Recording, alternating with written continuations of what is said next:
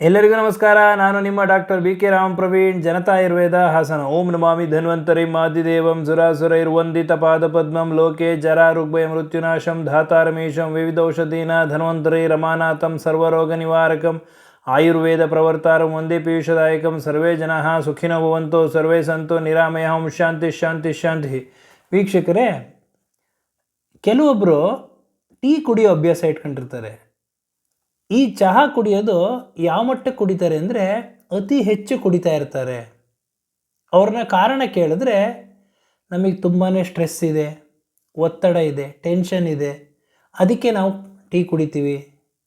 Tea ಕುಡಿದ್ರೆ relax ಆಗುತ್ತೆ, mind relax ಆಗುತ್ತೆ, ಕಾಮ್ ಆಗುತ್ತೆ ಅಂತ ಒಂದು ಕಾರಣ ಹೇಳ್ತಾರೆ ಅವರು. ಇನ್ನು ಕೆಲವರು ವಿದ್ಯಾರ್ಥಿಗಳು ರಾತ್ರಿ ಸಮಯದಲ್ಲಿ ಟೀನ ಜಾಸ್ತಿ ಸೇವನೆ ಮಾಡ್ತಾರೆ. ಕಾರಣ ಏನು ಅಂತಂದರೆ, ರಾತ್ರಿ ಎಲ್ಲ ಓದೋ ಅಭ್ಯಾಸ ಇರ್ತದೆ. ಹಾಗಾಗಿ ಸ್ಟಡಿ ಪರ್ಪಸ್ಸಿಗೆ ಟೀ ಕುಡಿಯೋ ಅಭ್ಯಾಸ ಇಟ್ಕೊಂಡಿರ್ತಾರೆ. ಟೀ ಕುಡಿದ್ರೆ ನಿದ್ದೆ ದೂರ ಆಗುತ್ತೆ. ಹಾಗೂ ರಾತ್ರಿ ಪಾಳ್ಯದಲ್ಲಿ ಕೆಲಸ ಮಾಡೋರು ಇರ್ತಾರೆ, ನೈಟ್ ಡ್ಯೂಟಿ ಮಾಡೋರು ಇರ್ತಾರೆ, ಅಂಥವ್ರು ಅಷ್ಟೇ ಟೀ ಕುಡಿಯೋ ಅಭ್ಯಾಸ ಇಟ್ಕೊಂಡಿರ್ತಾರೆ. ಆದರೆ ಟೀನ ಎಷ್ಟು ಕುಡಿಬೇಕು, ಅಗತ್ಯಕ್ಕಿಂತ ಹೆಚ್ಚು ಕುಡಿದ್ರೆ ಏನೇನು ತೊಂದರೆ ಆಗ್ತದೆ ಅನ್ನೋದು ನಾವು ತಿಳ್ಕೊಬೇಕು. ಕೆಲವರು ಏನು ಮಾಡ್ತಾರೆ ಅಂದರೆ, ಊಟ ತಿಂಡಿನೇ ಮಾಡೋದಿಲ್ಲ, ಆ ಸಮಯದಲ್ಲಿ ಟೀ ಕುಡ್ಕೊಂಡು ಜೀವನ ಮುಂದೆ ತಳ್ತಾ ಇರ್ತಾರೆ. ಆದರೆ ಇದು ಕಾಲಕ್ರಮೇಣ ಈ ಒಂದು ಅಭ್ಯಾಸ ಇಟ್ಕೊಂಡಿದ್ರೆ ನಿಧಾನವಾಗಿ ಕಾಲಕ್ರಮೇಣ ಅವರು ಹಲವಾರು ಕಾಯಿಲೆಗಳಿಗೆ ತುತ್ತಾಗ್ತಾರೆ. ಆದ್ದರಿಂದ ಅಗತ್ಯಕ್ಕಿಂತ ಹೆಚ್ಚು ಟೀ ಕುಡಿತಾ ಇದ್ದರೆ ಇವತ್ತೇ ನೀವು ನಿಲ್ಲಿಸ್ಬಿಡಿ. ಅದನ್ನು ಅಗತ್ಯಕ್ಕಿಂತ ಹೆಚ್ಚು ಸೇವನೆ ಮಾಡೋದ್ರಿಂದ ಏನೇನು ತೊಂದರೆ ಆಗ್ತಾ ಇದೆ ಅನ್ನೋದನ್ನು ಇವತ್ತಿನ ಸಂಚಿಕೆಯಲ್ಲಿ ಸವಿವರವಾಗಿ ತಿಳಿಸ್ಕೊಡ್ತೀನಿ. ಟೀ ಕುಡಿಯೋದ್ರಿಂದ ಮೊಟ್ಟ ಮೊದಲನೇದು, ನಮ್ಮ ದೇಹದಲ್ಲಿ ಅಸಿಡಿಟಿ ಜಾಸ್ತಿ ಆಗ್ತದೆ. ಅಗತ್ಯಕ್ಕಿಂತ ಹೆಚ್ಚು ಟೀ ಸೇವನೆ ಮಾಡೋದ್ರಿಂದ ಟೀನಲ್ಲಿ ಕೆಫಿನ್ ಅಂತ ಒಂದು ಅಂಶ ಇದೆ. ಇದು ನಮ್ಮ ಹೊಟ್ಟೆಯ ಜಠರದಲ್ಲಿ ಆಮ್ಲತೆ ಅಂದರೆ ಅಸಿಡಿಟಿ, ಆ್ಯಸಿಡ್ ಕಂಟೆಂಟ್ನ ಜಾಸ್ತಿ ಮಾಡ್ತದೆ. ಯಾವಾಗ ಆ್ಯಸಿಡ್ ಕಂಟೆಂಟ್ ಜಾಸ್ತಿ ಆಗ್ತದೋ ಎದೆ ಉರಿ, ಹೊಟ್ಟೆ ಉಬ್ಬರ, ಈ ಒಂದು ಸಮಸ್ಯೆಗಳು ಕಾಡ್ತದೆ. ಇನ್ನು ಖಾಲಿ ಹೊಟ್ಟೆಲಿ ಏನಾದರೂ ಟೀ ಕುಡಿತಾ ಇದ್ದರೆ ಇದು ತುಂಬಾ ಅಪಾಯಕಾರಿ.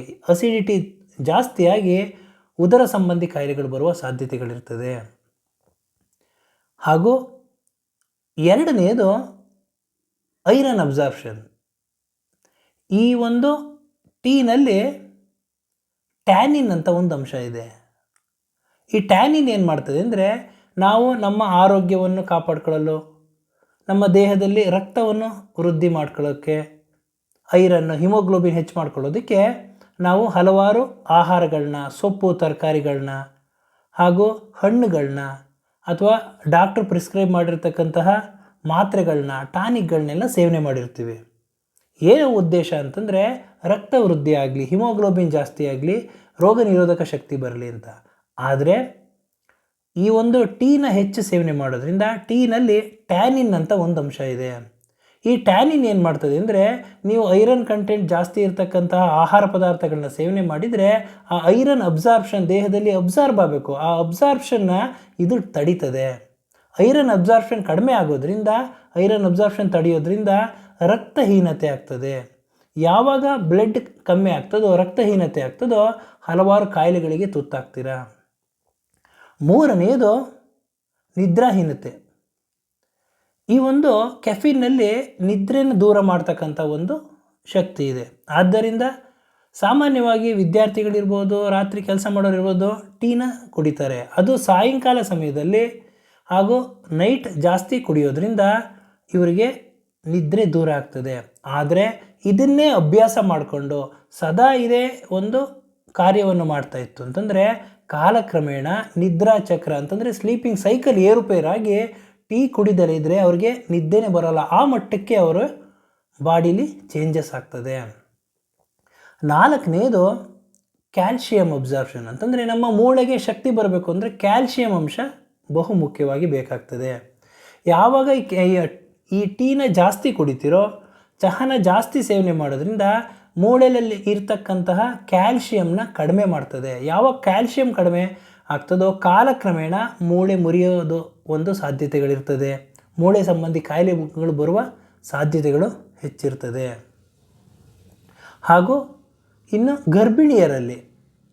ಗರ್ಭಿಣಿಯರಲ್ಲಿ ಪ್ರಮುಖವಾಗಿ ಅತಿಯಾಗಿ ಚಹಾ ಸೇವನೆ ಮಾಡೋದು ಒಳ್ಳೆಯದಲ್ಲ. ಯಾಕೆ ಅಂತಂದರೆ ಗರ್ಭಿಣಿಯರಲ್ಲಿ ಏನು ಅಂತಂದರೆ ಮಗುವಿನ ಆರೋಗ್ಯಕ್ಕೆ ಹಾಗೂ ತಾಯಿ ಆರೋಗ್ಯಕ್ಕೆ ಪ್ರಮುಖವಾಗಿ ಬೇಕಾಗಿರ್ತಕ್ಕಂತಹ ಒಂದು ಅಂಶ ಅಂತಂದರೆ ಐರನ್, ಹಿಮೋಗ್ಲೋಬಿನ್, ರಕ್ತ ಚೆನ್ನಾಗಾಗಬೇಕು. ಆದ್ದರಿಂದ ನೀವು ಯಾವುದೇ ಡಾಕ್ಟ್ರ್ ಹತ್ರ ಹೋಗಿರ್ಬೋದು, ಅವರು ಪ್ರತಿಯೊಬ್ಬರು ಗರ್ಭಿಣಿಯರಿಗೂ ಐರನ್ ಕಂಟೆಂಟ್ ಇರ್ತಕ್ಕಂತಹ ಮಾತ್ರೆಗಳನ್ನ, ಹಣ್ಣು ತರಕಾರಿಗಳನ್ನ ಪ್ರಿಸ್ಕ್ರೈಬ್ ಮಾಡ್ತಾರೆ, ಟಾನಿಕ್ಗಳನ್ನ ಕೊಡ್ತಾರೆ, ಮಾತ್ರೆಗಳನ್ನ ಕೊಡ್ತಾರೆ. ಯಾವಾಗ ಈ ಮಾತ್ರೆಗಳು ಈ ಒಂದು ಐರನ್ ಜಾಸ್ತಿ ಇರ್ತಕ್ಕಂಥ ಆಹಾರ ಪದಾರ್ಥಗಳನ್ನ ಅವರು ಸೇವನೆ ಮಾಡೋಕ್ಕೆ ಹೇಳ್ತಾರೆ, ಆದರೆ ಅವರು ಚಹಾವನ್ನು ಟೀನ ಜಾಸ್ತಿ ಕುಡಿಯೋದ್ರಿಂದ ಈ ಐರನ್ ಅಬ್ಸಾರ್ಪ್ಷನ್ ಕಡಿಮೆ ಆಗ್ತದೆ. ಈ ಒಂದು ಗರ್ಭಿಣಿಯರಲ್ಲಿ ರಕ್ತಹೀನತೆ ಆಗುವ ಸಾಧ್ಯತೆಗಳಿರ್ತದೆ. ಇದರಿಂದ ತಾಯಿಗೂ ಮಗುವಿಗೂ ತೊಂದರೆ ಆಗುವ ಸಾಧ್ಯತೆಗಳಿರ್ತದೆ. ಆದ್ದರಿಂದ ಗರ್ಭಿಣಿಯರಲ್ಲಿ ಈ ಒಂದು ಅತಿಯಾಗಿ ಚಹಾ ಕುಡಿತಾ ಇದ್ದರೆ ದಯವಿಟ್ಟು ಇದನ್ನು ನಿಲ್ಲಿಸಿ. ಹಾಗೂ ಇನ್ನು ಅತಿಯಾಗಿ ಟೀ ಕುಡಿಯೋರಿಗೆ ಹಲ್ಲಿನ ಮೇಲೆ ಒಂದು ಕೋಟಿಂಗ್ ಇರ್ತದೆ, ಎನಾಮಲ್ ಅಂತ. ಅವ್ರನ್ನ ಹಲ್ಲು ನೋಡಿರ್ಬೋದು ನೀವು, ಅವರ ಹಲ್ಲಿನ ಮೇಲೆ ಒಂದು ಹಳದಿ ಪದರ ಇರ್ತದೆ. ಈ ಎನಾಮಲ್ ಕೋಟಿಂಗ್ ಇರೋದ್ರಿಂದ ಕಾಲಕ್ರಮೇಣ ಈ ಒಂದು ಹಲ್ಲಿನ ಒಂದು ಸ್ಟ್ರೆಂತ್ ಕಳ್ಕೊಳ್ತದೆ. ಆದ್ದರಿಂದ ಅತಿಯಾಗಿ ಟೀ ಕುಡಿಯೋದನ್ನು ಕಡಿಮೆ ಮಾಡಬೇಕಾಗಿ ಹೇಳಿಸ್ತೀನಿ. ಹಾಗೂ ಇನ್ನು ಕೆಲವರಲ್ಲಿ ಈ ಒಂದು ಕೆಫಿನ್ ಅಂಶ ಜಾಸ್ತಿ ಇರೋದ್ರಿಂದ, ಟೀ ಜಾಸ್ತಿ ಕುಡಿಯೋದ್ರಿಂದ ಹೃದಯದ ಬಡಿತ, ಒಂಥರ ಆತಂಕ, ಟೆನ್ಷನ್ ಇರ್ತದೆ. ಯಾವಾಗ ನಿದ್ದೆ ಇರೋದಿಲ್ವೋ, ಯಾವಾಗ ಈ ಒಂದು ಕೆಫಿನ್ ಅಂಶ ಜಾಸ್ತಿ ಇರೋದ್ರಿಂದ ಹೃದಯದ ಬಡಿತ, ಹಾರ್ಟ್ ಬೀಟ್ ಜಾಸ್ತಿ ಆಗ್ತದೆ. ಅವರಿಗೆ ಆತಂಕ, ಒಂಥರ ಈ ಒಂದು ದುಗುಡದಲ್ಲಿರ್ತಾರೆ, ಟೆನ್ಷನ್ ಇರ್ತಾರೆ. ಯಾಕೆ ಅಂತಂದರೆ ಯಾವಾಗಲೂ ಮೈಂಡ್ ಅಂತಂದರೆ ಮೆದುಳು ಆ್ಯಕ್ಟಿವೇಟ್ ಆಗಿರ್ತದೆ. ಕೆಫಿನ್ ಅಂಶ ಏನು ಮಾಡ್ತದೆ ಅಂತಂದರೆ ನಮ್ಮ ಮೆದುಳನ್ನು ಆ್ಯಕ್ಟಿವೇಟ್ ಮಾಡ್ತದೆ, ನಿದ್ರಾಹೀನತೆ ಆಗ್ತದೆ, ಯಾವಾಗಲೂ ಜಾಗೃತವಾಗಿರೋಂಗೆ ಮಾಡ್ತದೆ. ಇದು ಅತಿ ಹೆಚ್ಚಾದಾಗ ಏನಾಗ್ತದೆ ಅಂತಂದರೆ ಆತಂಕ, ಒಂಥರ ಭಯದ ವಾತಾವರಣ ಇರ್ತದೆ. ಇನ್ನು ಈ ಒಂದು ಟೀನಲ್ಲಿ ಡಯೂರೆಟಿಕ್ ಒಂದು ಅಂಶ ಇದೆ. ಅಂತಂದರೆ ಅತಿಯಾಗಿ ಟೀ ಸೇವನೆ ಮಾಡೋದ್ರಿಂದ, ಚಹಾ ಸೇವನೆ ಮಾಡೋದ್ರಿಂದ ಪದೇ ಪದೇ ಮೂತ್ರ ವಿಸರ್ಜನೆ ಮಾಡುವಂಥ ಹಾಗೆ ಆಗ್ತದೆ. ಕಾರಣ ಏನಂತಂದರೆ ಈ ಪದೇ ಪದೇ ಮೂತ್ರ ವಿಸರ್ಜನೆ ಆದಾಗ ದೇಹದಲ್ಲಿ ನೀರಿನ ಅಂಶ ಕಡಿಮೆ ಆಗ್ತದೆ, ನಿರ್ಜಲೀಕರಣ ಆಗ್ತದೆ, ಆಗ ಸುಸ್ತಾಗುವ ಸಾಧ್ಯತೆಗಳಿರ್ತದೆ. ಇದರ ಜೊತೆಗೆ ದೇಹದಲ್ಲಿ ಎಲೆಕ್ಟ್ರೋಲೈಟ್ ಇಂಬ್ಯಾಲೆನ್ಸ್, ನಮ್ಮ ದೇಹದಲ್ಲಿ ಏನೇನು ಎಲೆಕ್ಟ್ರೋಲೈಟ್ಸ್ ಇರ್ತದೆ ಆ ಅಂಶ ಯಾವಾಗ ಇಂಬ್ಯಾಲೆನ್ಸ್ ಆಗ್ತದೋ ದೇಹ ಸುಸ್ತಾಗುವ ಸಾಧ್ಯತೆಗಳಿರ್ತದೆ. ಹಾಗೂ ಇವತ್ತಿನ ಈ ಒಂದು ಸಂಚಿಕೆಯಲ್ಲಿ ಈ ಎಲ್ಲ ಒಂದು ಅಂಶಗಳನ್ನು ಪ್ರಮುಖವಾಗಿ ಯಾವ್ಯಾವ ಒಂದು ತೊಂದರೆಗಳಾಗ್ತದೆ ನೀವು ಅತಿಯಾಗಿ ಚಹಾ ಸೇವನೆ ಮಾಡೋದ್ರಿಂದ ಅನ್ನೋದನ್ನು ತಮಗೆ ತಿಳಿಸ್ಕೊಟ್ಟಿದ್ದೀನಿ. ಆದ್ದರಿಂದ ಇವತ್ತೇನೆ ಅತಿಯಾಗಿ ಟೀ ಬೇಕು, ಕುಡೀರಿ, ಮನಸ್ಸು ಫ್ರೆಶ್ ಆಗೋದಕ್ಕೆ, ಮೈಂಡ್ ಫ್ರೆಶ್ ಆಗೋದಕ್ಕೆ ಬೇಕು. ಆದರೆ ಅತಿಯಾಗಿ ಟೀ ಸೇವನೆ ಮಾಡೋದ್ರಿಂದ ಹಲವಾರು ದುಷ್ಪರಿಣಾಮಗಳಾಗ್ತದೆ.